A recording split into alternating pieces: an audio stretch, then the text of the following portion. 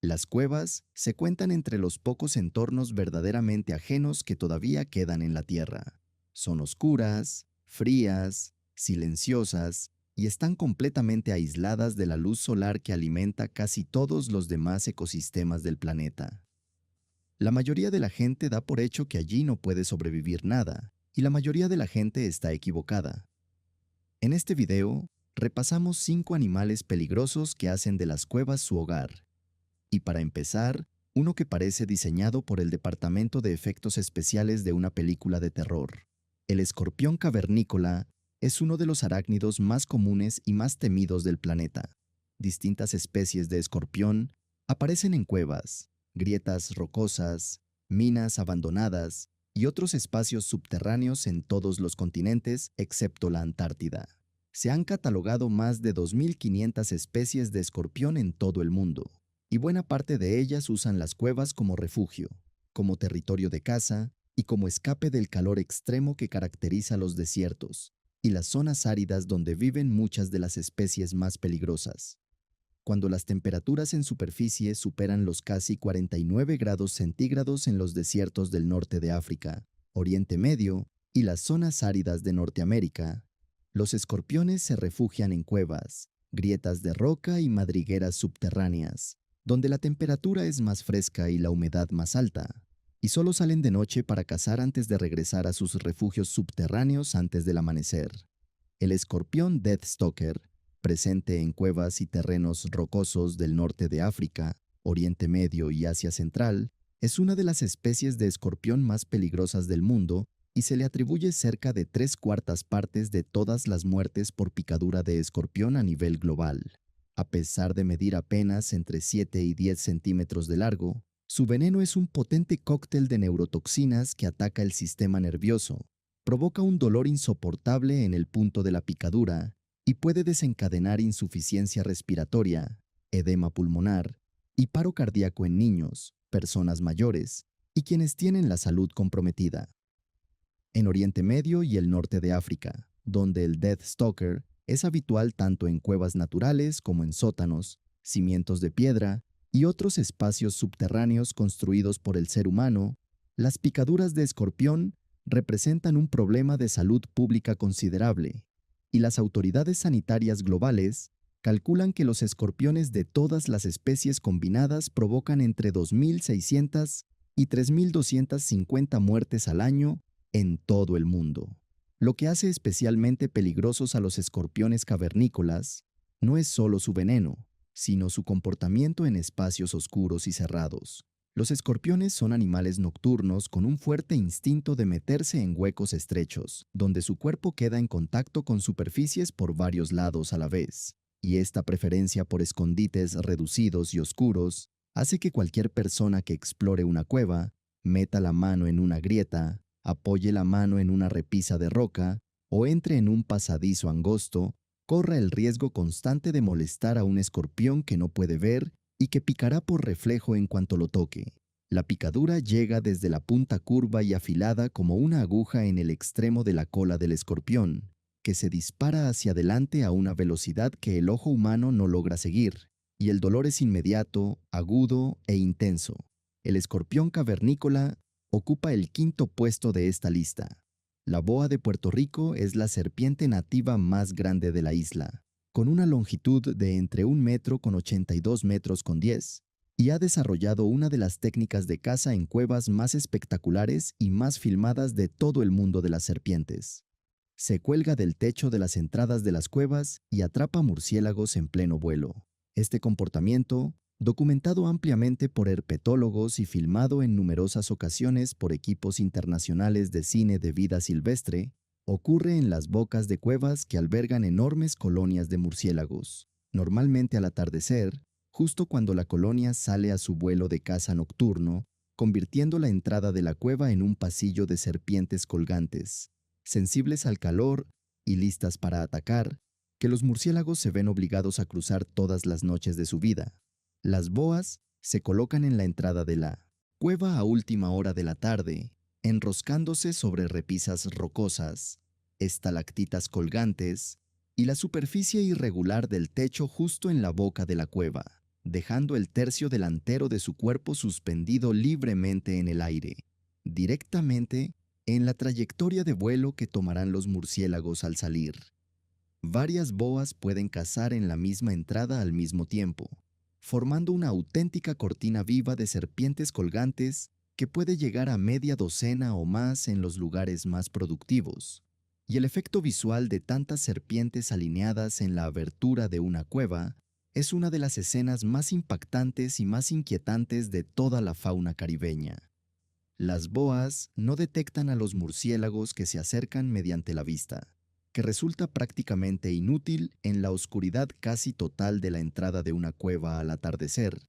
cuando la luz ya ha bajado a niveles que ni siquiera los ojos sensibles de una serpiente pueden aprovechar, sino a través de fosetas sensibles al calor situadas a lo largo de la mandíbula superior e inferior. Estas fosetas detectan la radiación infrarroja que emite el cuerpo caliente de un murciélago en vuelo frente al aire más fresco del fondo de la cueva, creando una imagen térmica que permite a la boa seguir la trayectoria del murciélago y calcular el momento exacto del ataque con una precisión que compensa tanto la velocidad del murciélago como la oscuridad del entorno. Cuando un murciélago entra en el radio de ataque, la boa se lanza desde su posición colgante, intercepta al murciélago en pleno vuelo, lo sujeta con una mordida de la que el pequeño y frágil animal no puede escapar, y luego lo aplasta contra la pared o el techo de la cueva antes de tragárselo entero, empezando por la cabeza. La boa de Puerto Rico ocupa el cuarto puesto.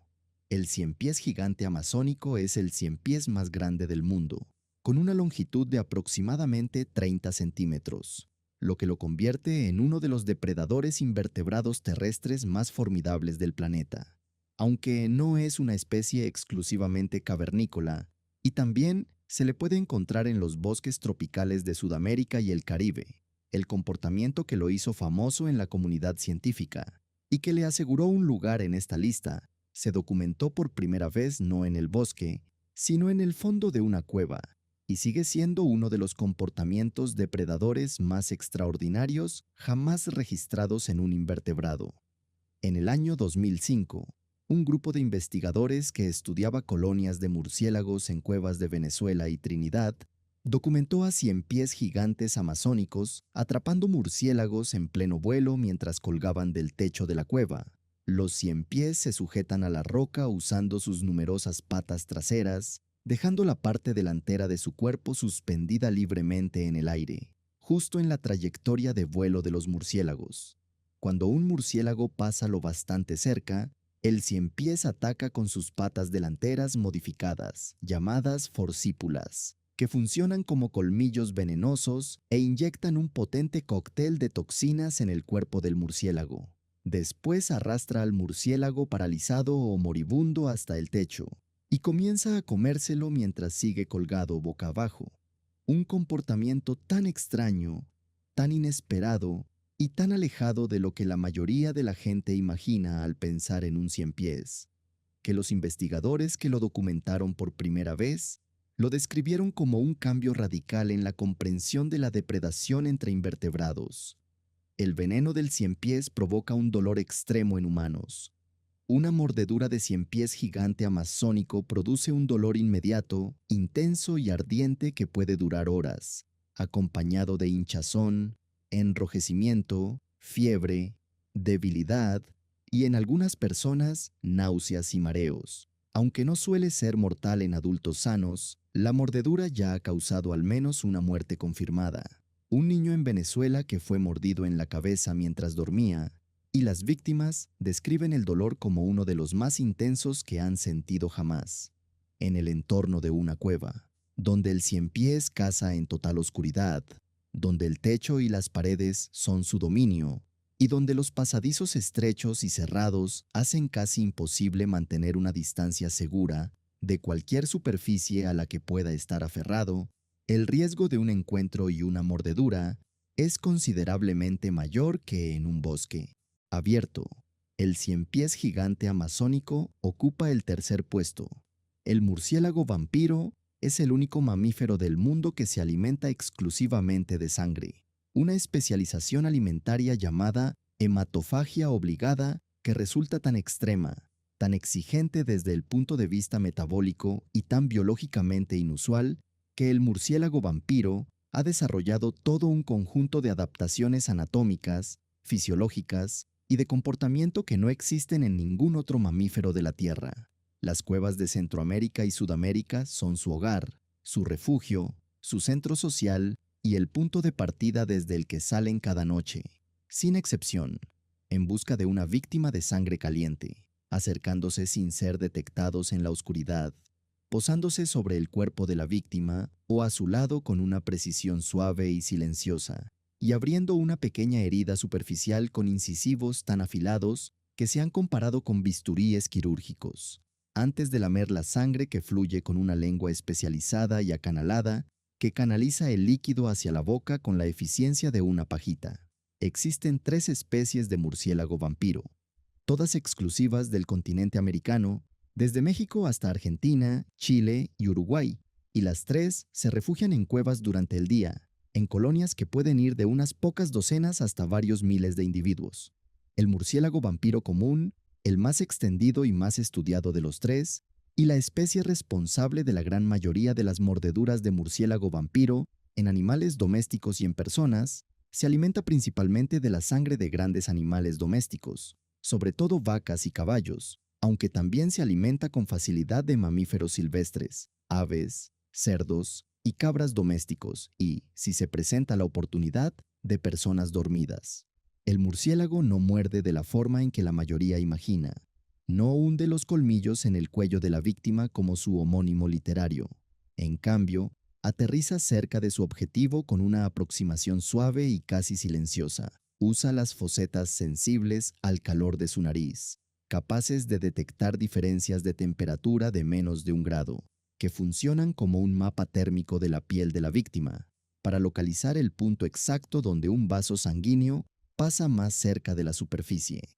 Después, raspa un fragmento fino, superficial y de forma ovalada de piel con sus incisivos superiores, extraordinariamente afilados y precisamente angulados, lo que hace que el corte sea prácticamente indoloro y por lo general no despierte a una víctima dormida. La saliva del murciélago contiene una proteína anticoagulante que los científicos bautizaron como draculina, en honor a la inspiración literaria evidente e irresistible, que impide que la sangre coagule en el lugar de la herida y la mantiene fluyendo libremente durante los aproximadamente 20 a 30 minutos que dura la alimentación.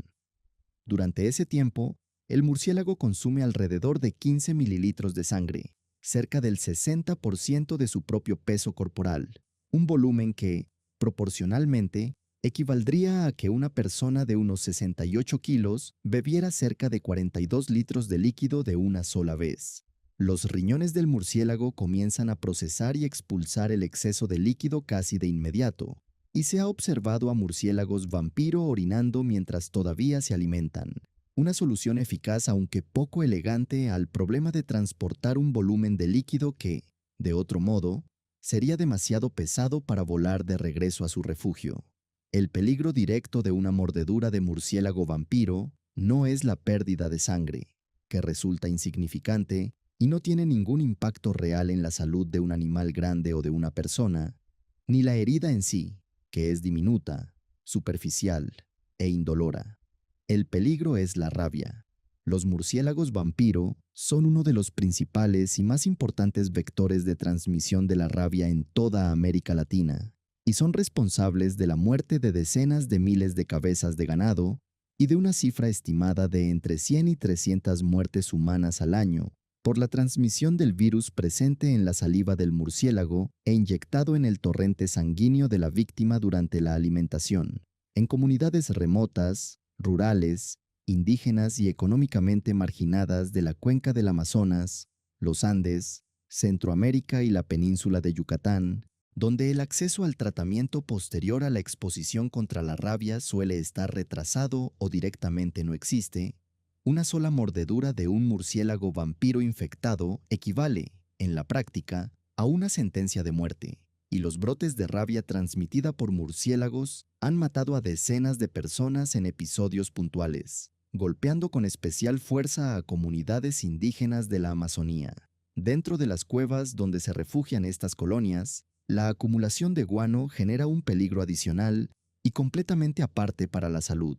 El guano favorece el crecimiento de un hongo cuyas esporas, transportadas por el aire, causan una enfermedad respiratoria que puede ir desde síntomas leves, parecidos a los de una gripe en personas sanas, hasta una enfermedad pulmonar grave, crónica y potencialmente mortal en personas inmunodeprimidas, y en cualquiera que se exponga a altas concentraciones de esporas en el ambiente cerrado y con poca ventilación de una cueva de murciélagos. El murciélago vampiro ocupa el segundo puesto. El cocodrilo cavernícola de Gabón es, sin duda, el animal más inesperado, más fascinante desde el punto de vista científico y más genuinamente peligroso de esta lista, y su existencia en el sistema de cuevas de Abanda, en el sur de Gabón, pone en duda prácticamente todo lo que los biólogos creían saber sobre dónde pueden vivir los cocodrilos y hasta qué punto pueden adaptarse a entornos que parecen fundamentalmente incompatibles con la biología reptiliana.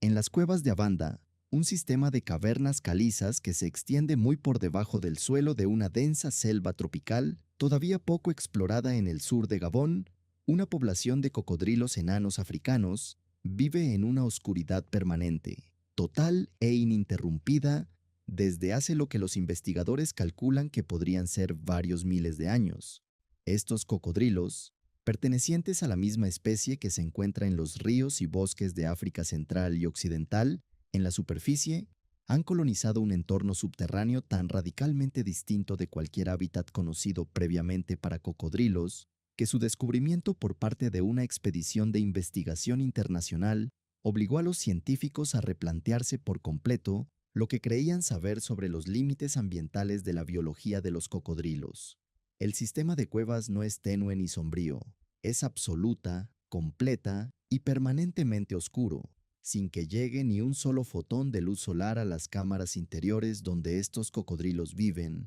respiran y pasan toda su vida. El agua de las pozas de la cueva está muy contaminada con altas concentraciones de guano de murciélago, acumulado a lo largo de milenios por las enormes colonias que se refugian en las cámaras superiores del sistema de cuevas, y la descomposición de este guano produce amoníaco y otros compuestos alcalinos que han alterado la química del agua hasta un nivel que resultaría tóxico para la mayoría de los animales de agua dulce. Los cocodrilos viven de forma continua en esa agua, y la consecuencia más llamativa a simple vista de esta exposición química constante es su color. Los cocodrilos enanos africanos de superficie son de color marrón oscuro o negro, lo que les proporciona camuflaje en los ríos y pantanos turbios y teñidos de taninos donde suelen vivir. Los cocodrilos de las cuevas de Abanda, en cambio, son de un naranja intenso, un cambio de color dramático y casi impactante que los investigadores atribuyen a la exposición química constante y de por vida al agua alcalina rica en amoníaco procedente del guano, que literalmente ha decolorado, corroído y alterado químicamente la pigmentación de sus escamas a lo largo de generaciones de inmersión continua. Estos cocodrilos sobreviven en las cuevas alimentándose de una red trófica completamente distinta a la de cualquier otra población de cocodrilos conocida en el resto del mundo. Comen murciélagos que caen al agua desde las colonias que se refugian por encima. Comen los insectos, arañas, cangrejos y otros invertebrados que se alimentan del guano y que forman la base del escaso ecosistema de la cueva, dependiente del guano, y comen el propio guano, un comportamiento alimentario extraordinario para un cocodrilo, tratándose de un orden de animales casi universalmente carnívoro que nunca antes se había documentado consumiendo materia orgánica no animal como parte significativa de su dieta.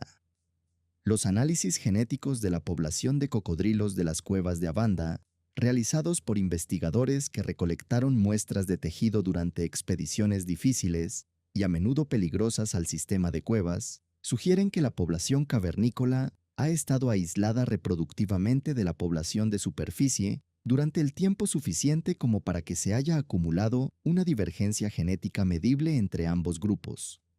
Algunos investigadores han planteado que los cocodrilos de las cuevas podrían encontrarse en las primeras etapas de un proceso de especiación, el proceso evolutivo por el cual una población aislada se distancia gradualmente de la especie original hasta convertirse en una especie genética, y con el tiempo, morfológicamente distinta, y que, si ese aislamiento continúa durante suficientes generaciones adicionales, los cocodrilos de las cuevas de Abanda podrían llegar a convertirse en una subespecie separada, o incluso en una especie completamente nueva de cocodrilo que no existiría en ningún otro lugar del planeta. El peligro que representan los cocodrilos de las cuevas para los seres humanos es real, específico, y se ve enormemente amplificado por el entorno en el que viven. Las cuevas de Abanda son exploradas por un número muy reducido de investigadores científicos y por habitantes de las comunidades cercanas, que entran a recolectar guano de murciélago, muy valorado como fertilizante natural para uso agrícola. Estas expediciones requieren caminar, y a veces nadar, por aguas que llegan hasta el pecho, contaminadas con amoníaco y sin visibilidad alguna, a través de pasadizos estrechos y de techo bajo donde los cocodrilos permanecen completamente invisibles hasta que están a un brazo de distancia o menos. Los cocodrilos alcanzan longitudes de aproximadamente 1,5 metros, un tamaño insuficiente para matar a un adulto sano en aguas abiertas, pero en el entorno confinado, claustrofóbico y completamente oscuro de un pasadizo de cueva inundado, donde el movimiento está muy restringido, donde el pánico es un riesgo constante, y donde el impacto psicológico de ser mordido por un reptil invisible en la más absoluta oscuridad podría hacer fácilmente que una persona inhalara agua, perdiera pie en el suelo resbaladizo de la cueva y se ahogara en un agua lo bastante poco profunda como para ponerse de pie, pero lo bastante profunda como para morir. El peligro es genuino, y los investigadores que trabajan en el sistema de Abanda lo han descrito como uno de los aspectos más inquietantes de un entorno de trabajo ya de por sí profundamente perturbador. La existencia de cocodrilos que viven en oscuridad permanente, que se alimentan de murciélagos, guano e insectos, que se vuelven poco a poco de color naranja debido al entorno químico al que se han adaptado, y que se van distanciando gradualmente de sus parientes de superficie hacia algo que con el tiempo podría convertirse en una especie completamente nueva. Es uno de los descubrimientos más extraordinarios y más inquietantes de la herpetología moderna. Es un recordatorio de que la vida es más adaptable, más persistente y está más dispuesta a colonizar los entornos más hostiles e improbables del planeta de lo que la mayoría de la gente podría imaginar jamás. El cocodrilo cavernícola de Gabón se lleva el primer puesto de esta lista, y esa posición en la cima la gana no solo por el peligro que representa, sino por la pura, desconcertante y casi imposible improbabilidad de su existencia. Un cocodrilo naranja que vive en total oscuridad, alimentándose de guano de murciélago en una cueva en medio de la selva tropical africana. Hay cosas que son más extrañas que cualquier cosa que un guionista pudiera inventar. Por supuesto, las cuevas albergan muchas otras criaturas fascinantes y a veces peligrosas, y seguramente a más de uno se le ocurran otros animales que quedaron fuera de esta lista. Cuéntanos cuáles en los comentarios. Gracias por ver este video y nos vemos en el próximo.